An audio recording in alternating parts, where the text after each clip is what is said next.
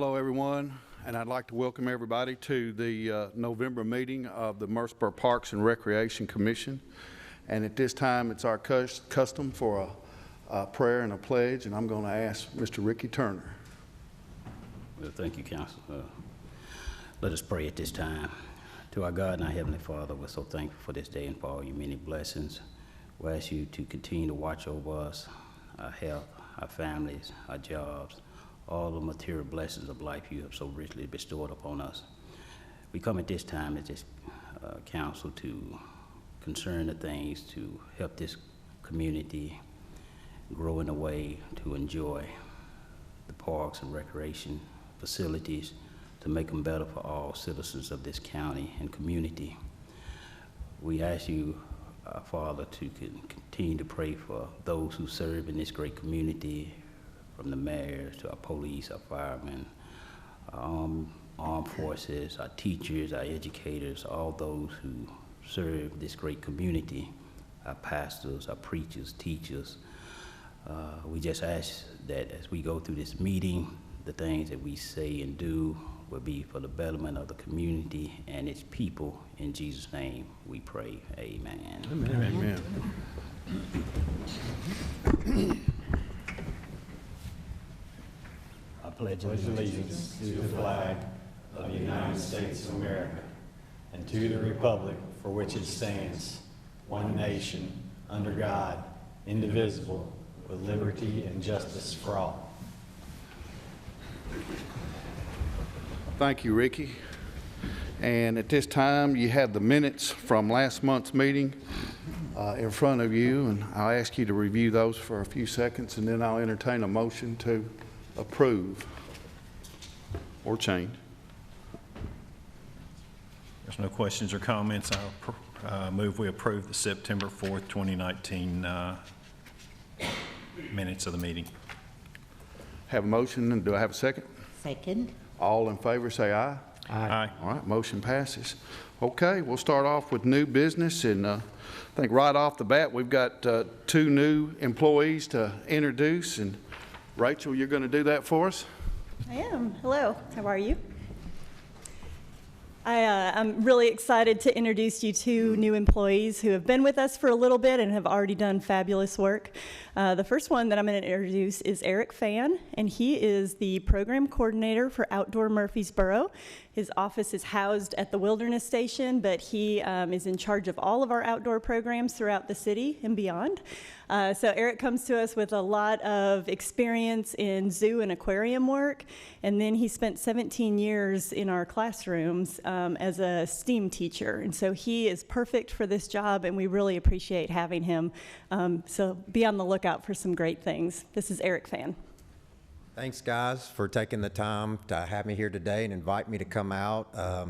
I look forward to working with y'all in the future, hopefully closely together.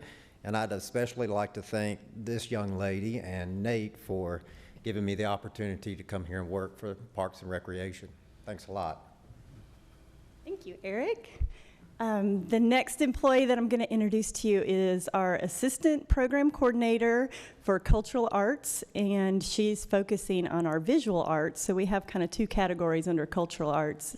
Performing arts, which is our Perform Murfreesboro, the children's theater, but she's on the other side. She does our visual arts. She's been working really hard on our laureate program, and just recently was a key player in the Greenway Art Festival, and she's got lots of ideas that she's bringing to the table. So this is Deb Hunter. Hello, I just want to thank you. I'm glad I got to be here today to get to see all of you in person. I've really enjoyed being with Cultural Arts and Parks and Recreation. My family actually lived in Murfreesboro about 20 years ago, and we've returned in the last year, so I've gotten to learn so much about the city that has changed so much in the last 20 years. So, thank you. Thank you, guys. Very good.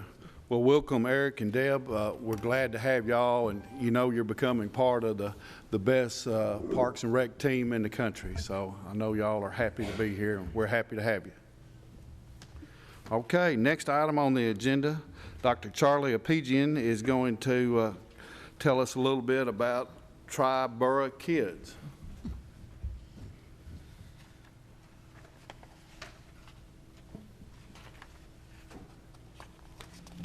All right, well, thank you, Parks and Rec Commission and staff of the Murfreesboro Parks and Rec.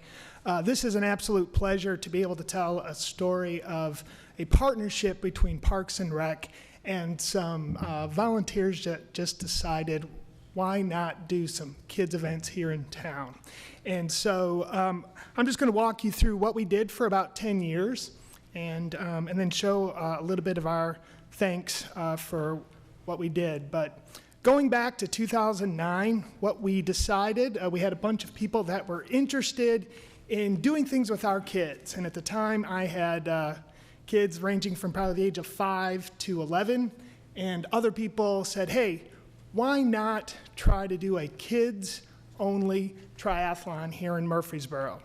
And so we took it to people at SportsCom, and this aquatic coordinator, his name was Nate Williams. You hear that? He was the aquatics coordinator at the time. Took the idea and said, that's great. If you guys are willing to do it, we will support you. And from that day, August 22nd, 2009, we started the Triborough Kids Race Series. Just to give you some of the different numbers and things like that over the time, here's just some pictures from a couple of the different areas. And if you don't know what a triathlon is, of course, you swim, bike, and run. That first year, we had 161 kids participate. And again, it was held at SportsCom. Our announcer for that year and every year was Bart Feit, who, of course, we know at SportsCom. And that started not just doing triathlons, but other endurance events as well. So just to give you some of the numbers, we, over a 10-year period, hosted 23 different events. They were in triathlon. We also had a 2.5 and a 5K.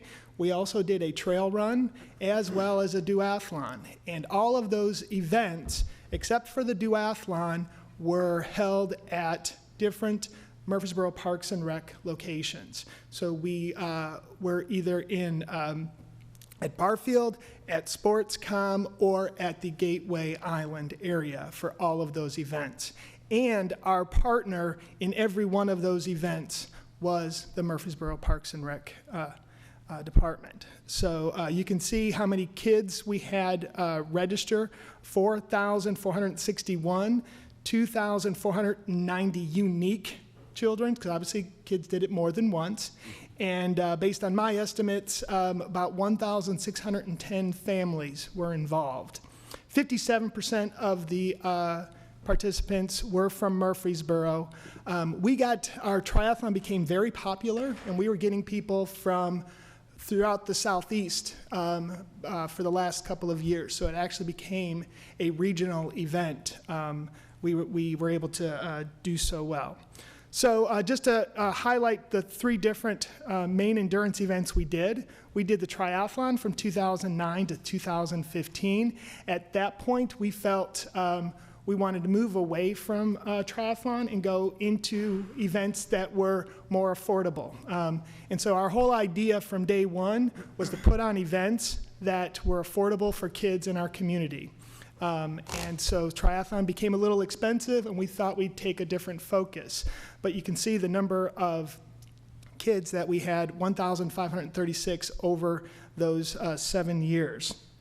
The more participation that we had was actually in the 2.5 and 5K, and we had over 2,000 kids over all of those years participate.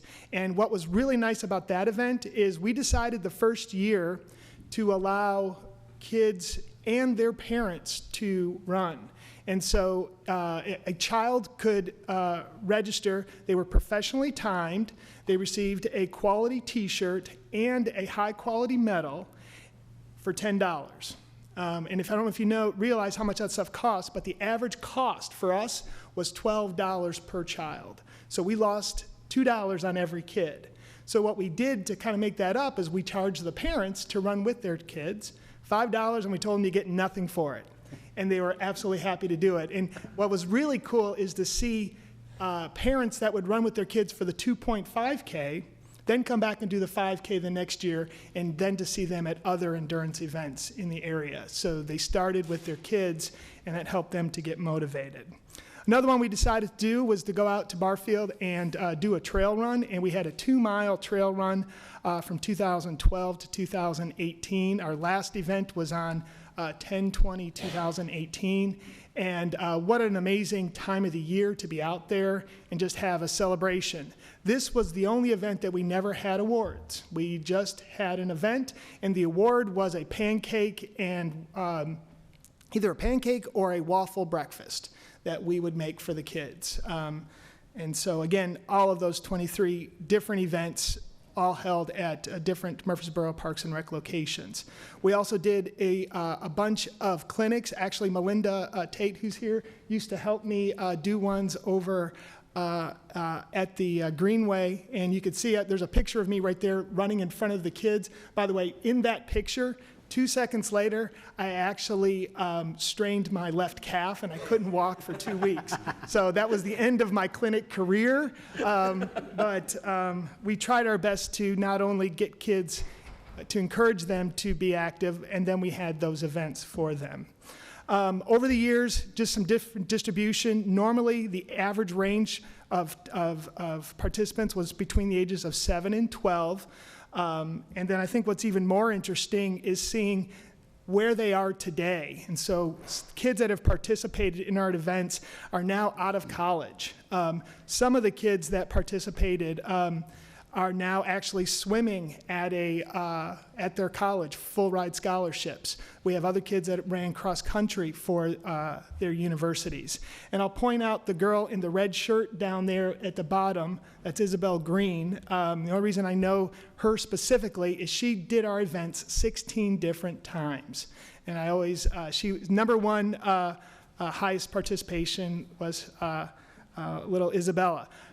She didn't care if she took first or didn't. She sometimes did well, sometimes did not. She just enjoyed the experience. So just a big thank you to all the partners. Number one is, of course, Parks and Rec, Murfreesboro Parks and Rec. We also received grants over that time and got younger kids involved by being our volunteers. So Oakland Swim Team, Siegel Cross Country, the MTSU Hypers program, and we had tons of amazing sponsors like Zaxby's, Kona Ice, Fleet Feet, and Smoothie King, and tons of others. And we also had Bob Timmerman as our photographer for, I think, almost all of the events, and so I have to give him a shout out as well. For volunteers, here's just a small list of some of the people that helped us throughout the years, as well as what we called the Triborough Ambassadors, and those were kids that aged out of our events but wanted to come back and help. And so we always encouraged them, and they became our best volunteers over time. And then, of course, just thanking our community. How amazing was it that we came to the city and said, can we put on these events? And they absolutely supported everything that we wanted to do. We put in the hard work right along with everybody in Murfreesboro Parks and Rec. So to show our thanks, what we'd like to do is we were pretty frugal with our dollars over time. And so in the end, just to let you know, we have officially ended the Triborough Kids Race Series. We all got too old to do it after a while, and our kids all aged out. So in the end, we decided to just end it on a good note, and we did that on October 20th, 2018. We had a little bit of money left over, and we thought it would be best to give it to two things that are happening here in Murfreesboro. And the first has to be a check, and Nate, come on down here, my partner in crime. Nate, by the way, was at every single event, all 23, and if we stayed up that night, he was there. If we got up early, he was there. If we had problems because there was maybe thunderstorms, he was there, along with other people from Murfreesboro Parks and Rec. But since SportsCom was our first host and location, we want to give a small donation of $1,500 to SportsCom. We know that they need some new canopies and things like that, and so when we heard that, we thought, what a great way to show our appreciation. And by the way, our first year we did the triathlon was when the pool was the old pool. before the big old slide and things like that. We got to see it grow up, and we grew up at the same time with it. And then finally, just one other one that we decided to give a small donation to of $500. Becky Smith and Mike Smith are individuals in our community that have done nothing but amazing things for our kids. Becky Smith was our president for probably 9 of the 10 years. And they both are school teachers here in Murfreesboro, and they started something called Top Soccer, which is an outreach program which allows kids with special needs to play soccer. And they are doing everything out of the back of Mike and Becky's minivan and on a shoestring budget. So we're just a small thank you to Becky for all of her years of service, and also to an amazing program we'd like to give $500 as well. So just again to highlight it, I cannot thank you more. There's my buddy right there in the PowerPoint there. And every one of our logos over time is what you see there, all with our little running man. And I think both Nate and I both feel that that little running man that we created back in 2009 is ours, and also our communities. So again, Murfreesboro Parks and Rec, I want to thank you for allowing some volunteers to partner with you. And again, Nate, it was a wonderful ride. It was.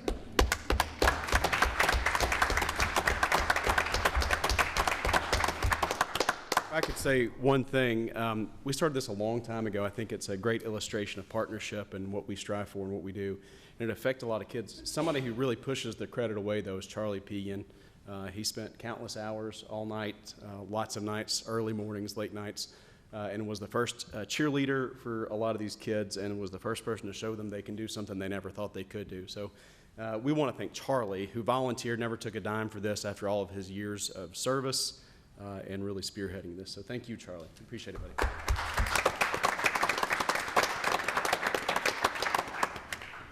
Charlie, thank you so much. What an awesome program and great presentation, and the participation numbers were just incredible over those years. So thank you and all your volunteers and all your sponsors again. So job well done. Thanks, Ed. I appreciate it. We can tell many stories of late nights and early mornings. I mean, we were there usually about 2 in the morning to finish setting those rates up, and we have some fun stories about what happens in the park that time, and it's always interesting. Well, we'll look to hear some of those stories after we adjourn today. Okay. All right, next item on the agenda, Casey Neal, you're going to tell us a little bit about the annual tennis tournament. Yes, thank you. I'm Casey Neal, and I'm the coordinator at the tennis complex. This coming year, 2020, will be our 75th anniversary for our tennis tournament. So we are wanting to make it a pretty big deal. We have a few extra events planned. In addition to just the traditional tournament, we would like to have a banquet preceding the tournament. We've been working with Melinda to dig into the history of the tournament, to try to maybe find some pictures and old news articles, that kind of thing. We would like to offer a more substantial player participant gift other than just a t-shirt. We would like to offer some kind of commemorative gift for it being the 75th year. And we realize that all of this stuff is going to cost more than our traditional budget for the city tournament, and we would like to not put that cost onto the participants. We'd like to be able to still offer the tournament at the rate that we have been. So we would like to ask y'all's permission to be able to accept sponsorships. We don't traditionally do that. We have a pretty low budget for the tournament and keep the cost low to the participants, but this year with all the extra amenities and events, we'd like to be able to accept sponsorships. Okay, great. Any questions for Casey? What if the sponsorships don't come through like you hope for? What's the backup plan? It would be to cut back on all that stuff. I bet, do you have some people that you think will probably step up? Yes, we feel very confident that Yeah. we'll be able to get those. Yeah, very good, very good. 75 years. Yeah. Golly, it's a long time. It is. Goodness. It's very exciting. Any other questions? If not, I'll entertain a motion that we consider sponsorships for our tennis tournament. I move approval. Second. I have a motion and a second. All in favor, say aye. Aye. Any opposed? And none. So, thank you. Motion passes. Thank you, Casey. Very good. Okay, next item on the agenda, Gary Arbett, you're going to talk to us about beer sales at the Adams Tennis Complex. Yes, sir. Good afternoon, Mr. Chairman and members of the commission. The last few years, we've gotten several requests from members, participants about selling beer at the tennis complex. This is something that a lot of complexes do sell. We have not done that in the past. I know the golf course has. So as a staff, we've met quite a bit and talked a lot about the concept of bringing this to fruition to be able to sell beer at the tennis complex. So what I'd like to do today is I'd like to get your permission to be able to move forward with a concept for us to pursue the proper channels and permits to be able to, at some time, sell beer at our tennis facility. We would have some restrictions on that. We definitely don't want to promote it during our youth times. We would promote it during our adult times, adult tournaments, that type thing. Be glad to answer any questions or any comments you may have. Mr. Chairman, if I could add one quick thing to that. We did connect with MTSU, you know, that we host their tennis program. I asked Chris Massaro if it would affect anything from their program if we provided this, and he said absolutely not, and they endorsed the idea of pursuing providing beer for sale. Any questions for Gary? Have you consulted with the golf course to see how, what they advise? Yes, sir, we have. We met with them the other day, and they pretty much gave us the A to Z of how they got their permits, their vendors, how they buy, and their prices they sell for. And I think we would feel pretty comfortable probably mirroring that exactly. And what would be the hours of, I know you said it wouldn't, there'd be no beer sales during the youth times. Correct. Our main youth times are between 4 and 6 p.m. That would probably be a time that we wouldn't sell the beer. It'd probably be usually during the week after 6 p.m. And then on weekends during our adult tournaments and our adult times. I'm just anticipating more folks drinking, and we got a playground over that way. I've never heard of any problems with the golf course. Is there any history there that would shine some light on that? Not that I know of. We've done a considerable amount of due diligence with this. Gary and his staff have done a tremendous job working with the golf course and trying to, like you said, mirror their policies and how they approach that. We want to kind of slow roll this. We want to pursue it. We're still doing more due diligence on our part. The early part, again, was talking to MTSU and making sure they were comfortable with us pursuing. So we can bring, once we go through the process, we can bring back an update about the exact times that we will be providing that. One of the things we'd have to do is get a city beer permit, and we're looking into all of that. But we have, to answer your question, we haven't had issues with that, and we don't anticipate any additional issues.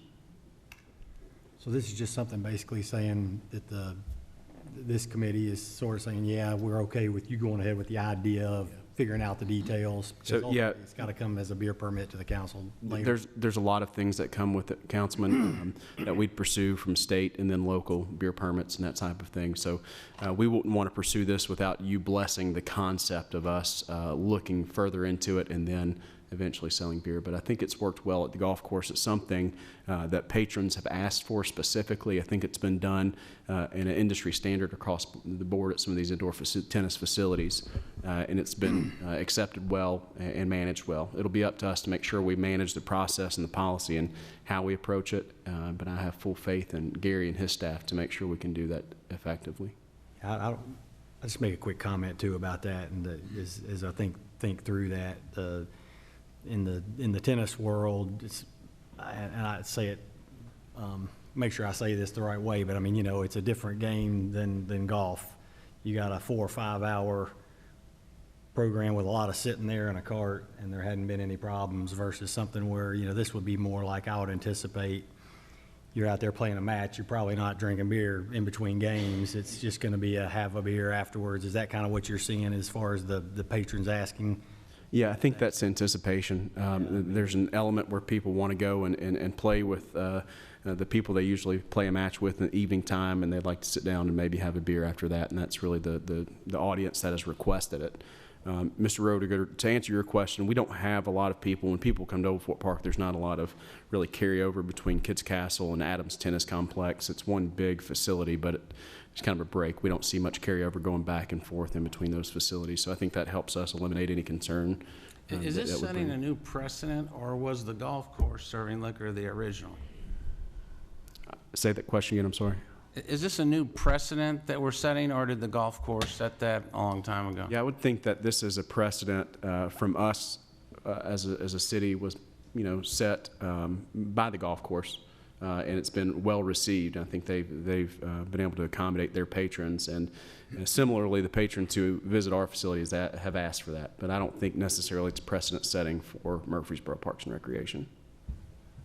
Well, the only problem I may have with it is that, if we do it at the tennis complex, next Siegel may want beer permit, and then Patterson will want, if you do for one facility, you pretty much have to open it and let all of them serve. You see what I'm saying? Right. So I don't want to start this precedent of just letting beer sales be generated as maybe a money maker, or because like I said, I could really see after a good softball game or a good soccer tournament, grabbing maybe a cold one, Sure. So everybody would say, oh man, I'd be loved to have if this park would, serve beer, or, so that's the thing that kind of worries me, when you start setting these precedents. Now I can understand if they did it on their 75th anniversary, occasionally sell beer, but on a regular basis, I pretty much have a problem with that. That's me personally, though. Sure. So, yeah. Mr. Turner, I understand your concern. If I could say, we do have instances where we do have a beer garden at the soccer complex. That already happens for adult tournaments or any other renter who wants to come in. We vet that. Like I've said, we've done a lot of research into this. For us, it's not necessarily a slippery slope for us because there are certain lines we wouldn't cross as far as Patterson Park or any of our other community centers. For us, we think of this as an industry standard that patrons have asked for, and it's done well across the country, and I would say most of these facilities do provide this. So I think it's specific to the tennis facility, a lot like golf, and while we're even pursuing this. So I understand your concern. I think we would vet any other request as diligently as we have this one. I would kind of mention to you too, just another thing that I think probably is why this request is coming along is because of the format, the way that the structure is at Adams Tennis. It's memberships you pay for, so it's much more like a private facility than it is a public park than our other public parks, I guess I should say. The way that the revenue is generated, the way that the people are paying memberships to be there. So I think it's probably viewed a little bit differently. And certainly, I'll be honest with you. Look, if we ever got to a point where we brought up, if you were walking in there today asking us if we could start selling beer at Sportscom and Patterson Park, I think the answer would be pretty easy. So I would view this as different than that, and not a slippery slope either, just for me personally, but at least to go on with the concept and more due diligence. And I guess I'll maybe follow up on Ricky and be more of a stick in the mud than he was. I would like to challenge anybody in this room to tell me how drinking has improved anybody's life. And I don't hear a whole lot of people speaking up. This is not a good road for Parks and Recreation. We're encouraging people to improve their health, improve their condition, improve their physical stamina. Drinking is not the road to go down. And we've got, if you get done playing tennis, you get done playing golf, you get done playing basketball at Sportscom, if you and your buddies or you and your girlfriends want to go to Old Charlie's and have a drink or wherever it is that you prefer to drink at, I think that's okay. But for the city to set a precedence of serving it right next to Kids Castle, where people would be leaving that facility after having drank And I don't think they're going there to get drunk, but that don't mean somebody's not going to. And I just foresee the opportunity here for a real fiasco to take place. And I think this is a horrible precedence to set for the city. I think it's a horrible precedence to set for the Parks and Recreation Department. I think it's a bad example of what we want our children to grow up to be. And I guess you know how I'm gonna vote. So, Eddie, I'll take a little bit of the other side. Only as I've seen it from MTSU's perspective, we added beer sales in the last couple of years, and it added control to drinking at games. You know, before it was, you know, as part of tailgating outside of the stadium, and now it's in a controlled environment. We have the ability to give everybody, you know, ID bands to make sure that they are 21 instead of people just sneaking it in.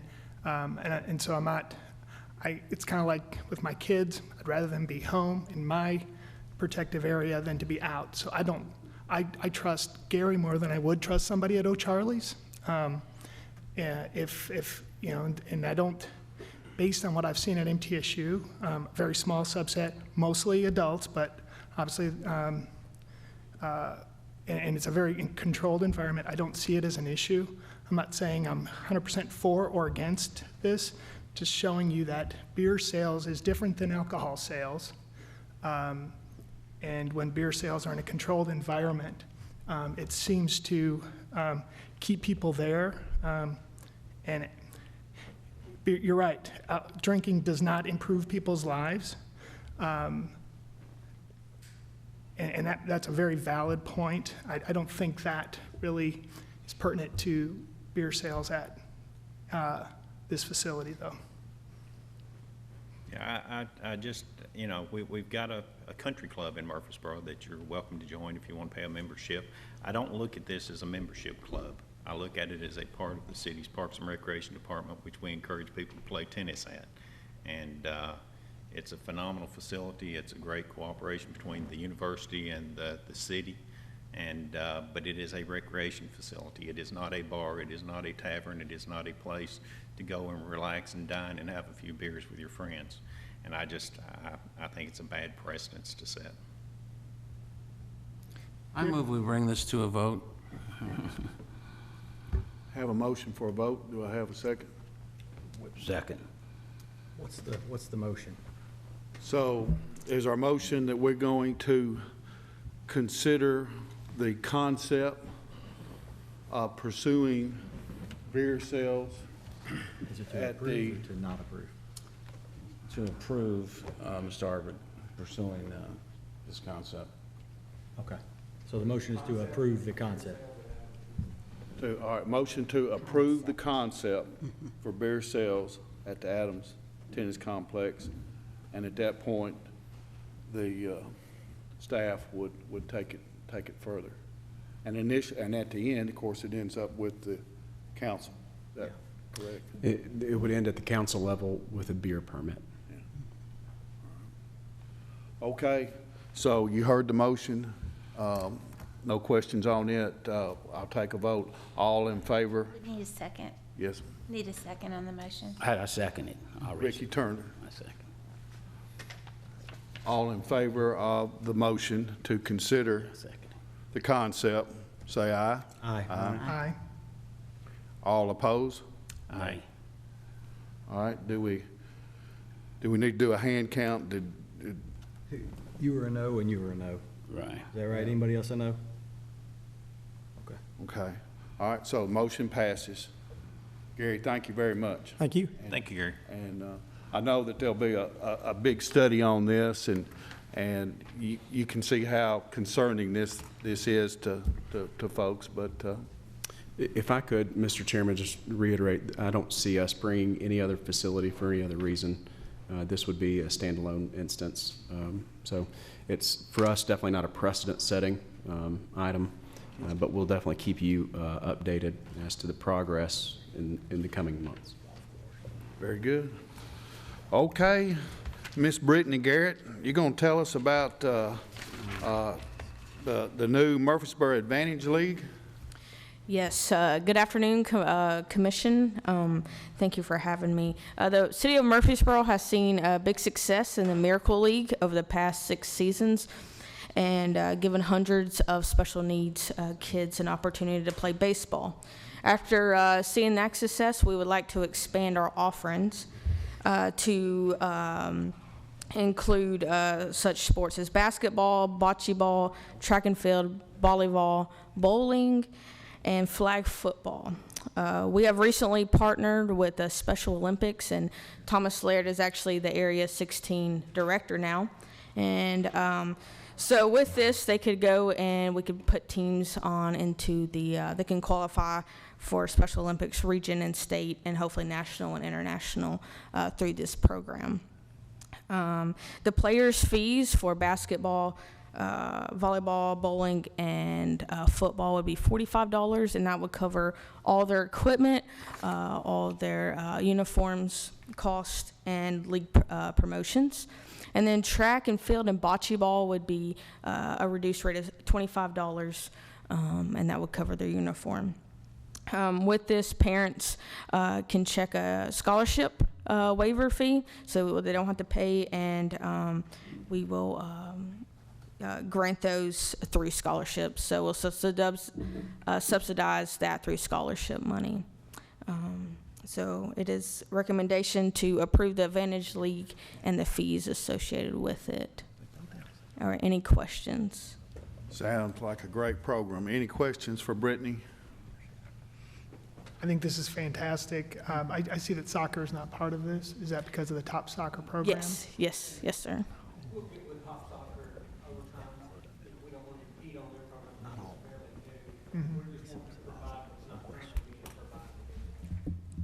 Oh, thank you. A well-needed program. Wonderful idea. Very I like excited that about it. You have added diversity Yes. to the different areas, so I appreciate that. Thank you. Thank you. Okay, I'll take a motion. that Motion we- to approve? All right, do I have a second? I have a motion and a second. All in favor, say aye. Aye. Any opposed? Or none, motion passes. There's a quick video we're gonna show you by you approving this stuff of the Miracle League. Were you not going to show it if we didn't approve it? I would still show it, but the impact, yeah, it's the reward of you approving. It's the impact. First. Yeah, it's the impact that this commission has now. Anybody?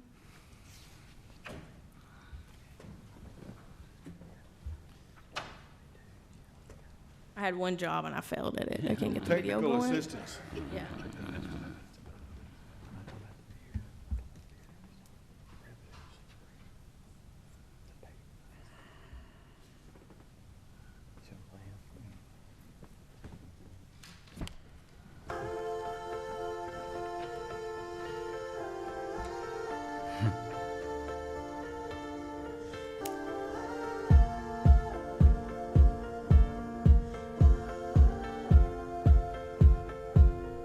When I see your face, there's not a thing that I would change, 'cause you're amazing, just the way you are. And when you smile, the whole world stops and stares for a while, 'cause you're amazing, just the way you are, the way you are, the way you are. When I see your face, there's not a thing that I would change, 'cause you're amazing, just the way you are.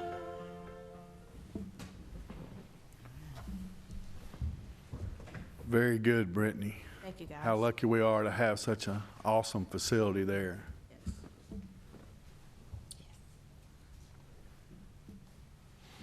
Mr. Chairman, again, if you've never been out to the Miracle League, we're excited about this new program as well, but if you've never been out to the Miracle League when it happens and see our athletics division work with these families, I'd encourage you. It will definitely bless your day. It's probably the best thing we do in Parks and Recreation.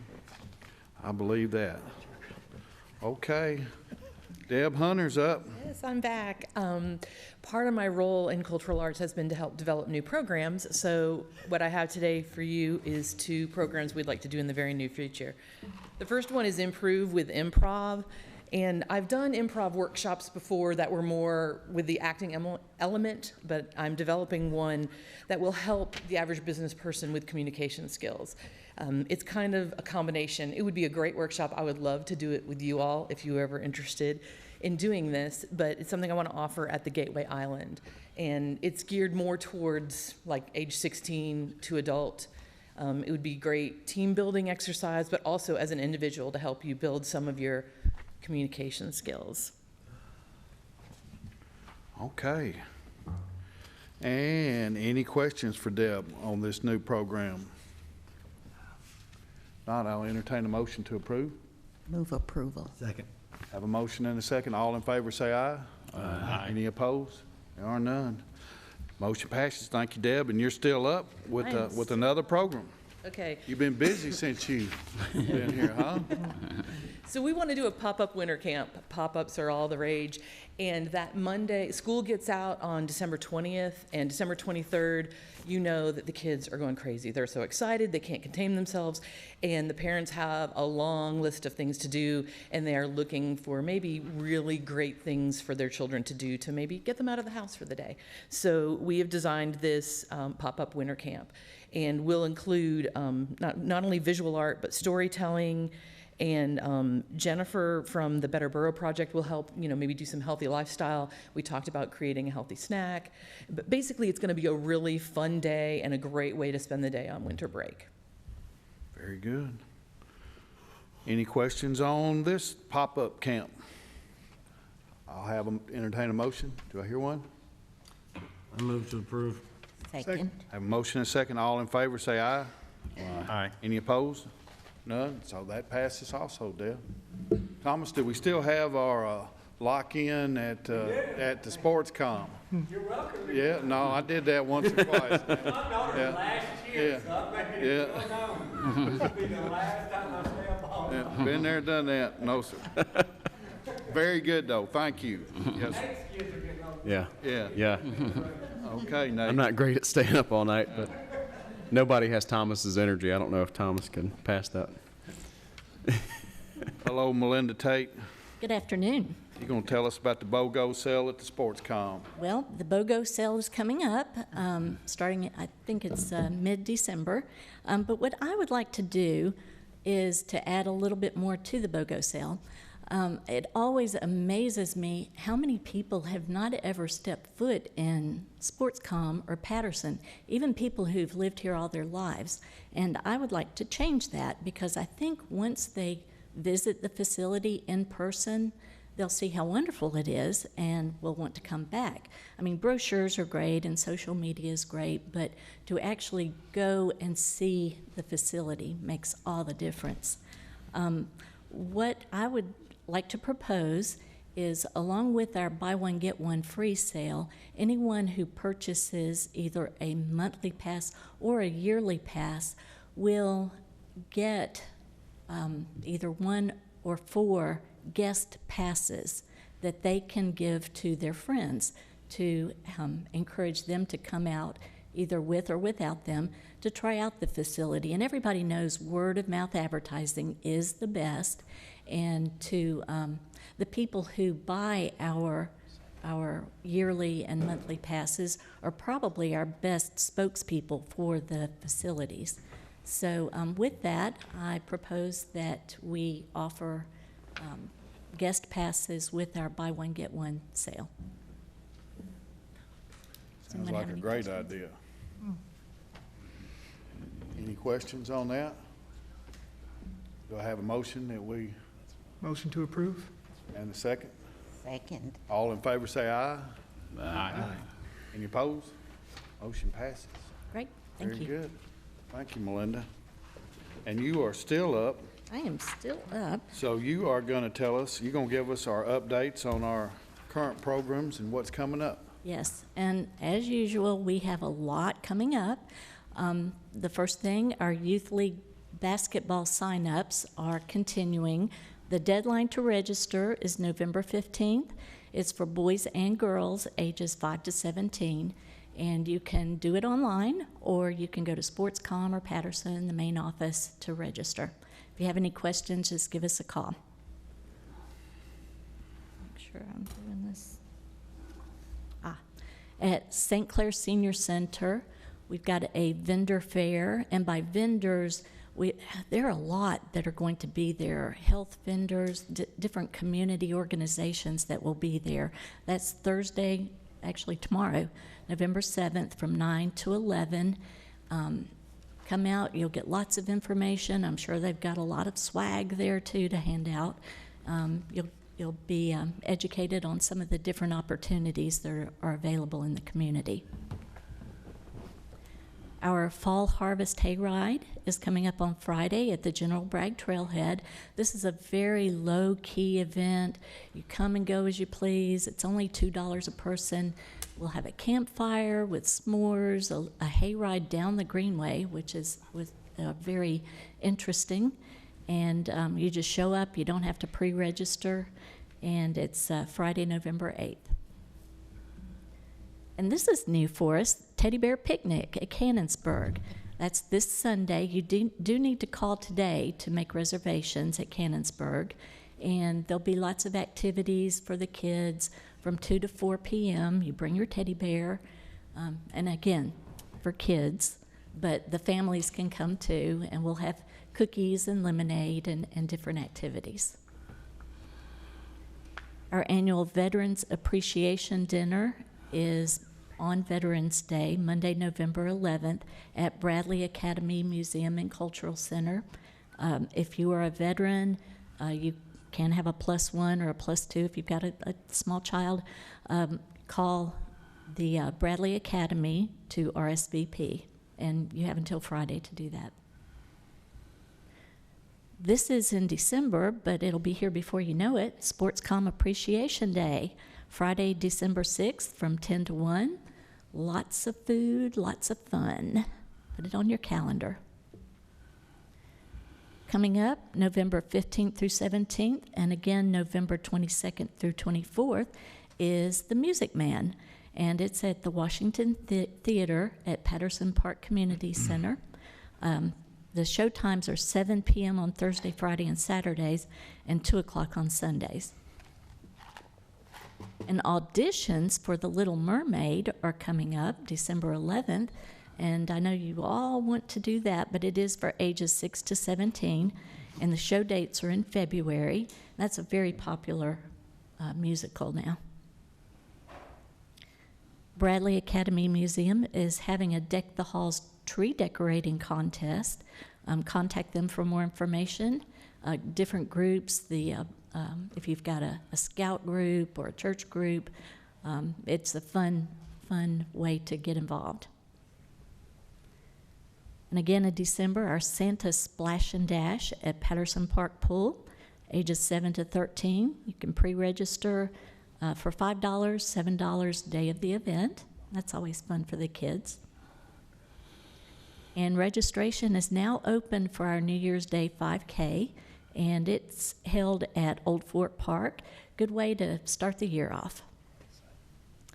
If you have any questions about any events or programs or anything else going on within the parks, you could go to our website at murfreesboro.tn.gov/parks. And we've got a ton of Facebook pages if you want more specific information or information about some of the events. You have any questions? Thanks, Melinda. There's a ton going on, and it's Always is. so cool. And we want to urge our citizens to take part in these events, and they are very well attended now, so it's a lot of fun to go to them. And also like to thank our staff and all the volunteers that make these events happen. So without them, they wouldn't happen. So thank you so much. And we enjoy doing it. We love our jobs. Great, thank you. Thank you. Is there any other new business today? We've reached the end of our agenda. If not, I want to thank y'all for coming and participating in everything that you do, and we'll adjourn.